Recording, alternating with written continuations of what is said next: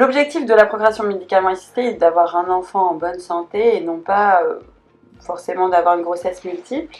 Et sur des premières tentatives, on a plutôt l'habitude de mettre plutôt un seul embryon, car le risque de grossesse gémellaire, donc d'avoir des jumeaux en mettant deux, c'est surtout au niveau de la grossesse.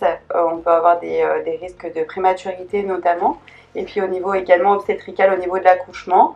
Et c'est une grossesse qui est difficile, enfin, qui est suivie de manière plus rapprochée. Et donc pour des premiers essais, on est plutôt amené à en mettre qu'un seul. Bien sûr, cette décision est prise de manière conjointe avec les biologistes et les gynécologues.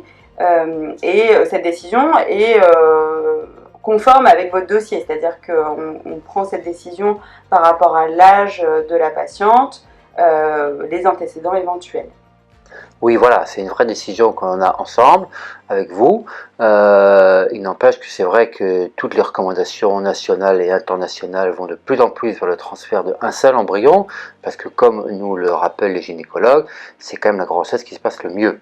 Et les embryons qu'on ne transfère pas, s'ils évoluent bien, s'ils sont bien évolutifs, on pourra les garder pour les congeler après et vous les transférer après tranquillement, un par un aussi, souvent puisqu'ils sont congelés, donc là on a le temps de les transférer tranquillement un par un, avec des chances de grossesse qui sont tout à fait bonnes aussi avec des embryons congelés quand ils sont congelés par vitrification, avec des taux de grossesse quasi similaires à des embryons frais, même en tenant compte de parfois la lyse embryonnaire, que les embryons ne supportent pas la décongélation, ce qui reste assez rare puisque dans 80-90% des embryons survivent à la décongélation.